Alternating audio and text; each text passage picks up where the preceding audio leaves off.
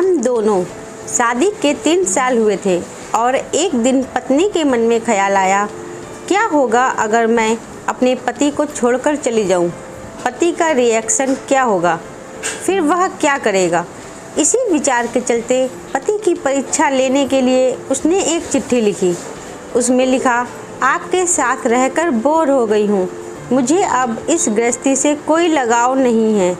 मैं तुम्हारे साथ एक पल भी नहीं रह सकती, इसलिए मैं तुम्हें और इस घर को छोड़कर जा रही हूँ। उसने वो चिट्ठी टेबल पर रखी और खुद बेड के नीचे जाकर छुप गई। थोड़ी देर बाद पति ऑफिस से घर लौट आया। उसे घर में अपनी पत्नी कहीं नहीं दिखी। फिर उसकी नज़र टेबल पर रखी चिट्ठी पर पड़ी। चिट्ठी को उठाकर उसने पढ़ी। थोड़ी देर तक बिल्कुल शांत रहा, कुछ नहीं बोला। फिर उसने उसी चिट्ठी में पीछे कुछ लिखा और अपने मोबाइल में गाने बजाकर ज़ोर ज़ोर से नाचने लगा।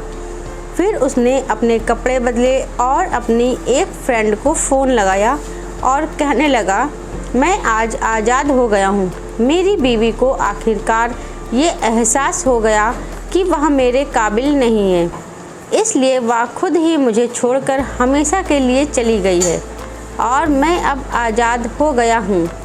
तुमसे अभी सामने वाले बगीचे में मिलना चाहता हूँ। फटाफट वहाँ आकर मुझे मिलो।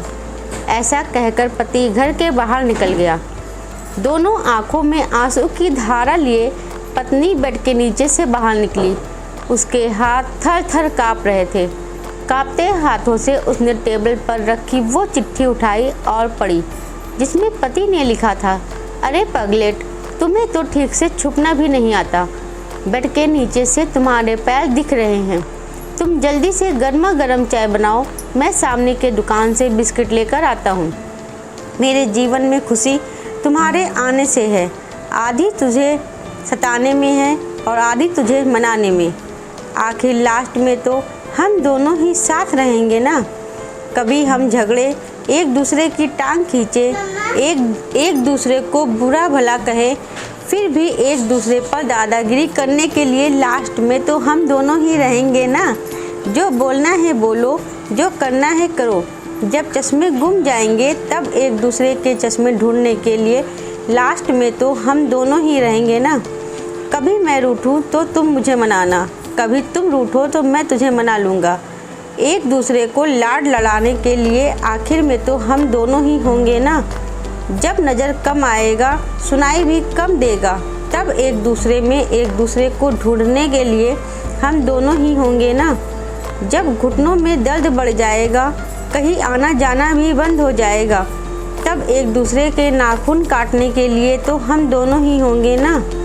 मेरी रिपोर्ट तो बिल्कुल क्लियर है। आई एम ऑल राइट बोलकर एक दूसरे को चिढ़ाने के लिए आखिर तो हम दोनों ही होंगे ना। जब हम दोनों का साथ छूटेगा, अंतिम विदाई होगी, तब एक दूसरे को माफ़ करने के लिए आखिर में हम दोनों ही होंगे ना।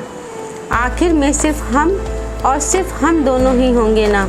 दोस्तों, कहानी ख़त्म होते होते बीवी का रो रो कर बुरा हाल हो गया। उसे पता चल गया कि उसका पति उससे कितना ज़्यादा प्यार करता है। आप भी सच सच बताना, क्या इस कहानी को पढ़ते पढ़ते आपकी आंखों में भी पानी आया या नहीं?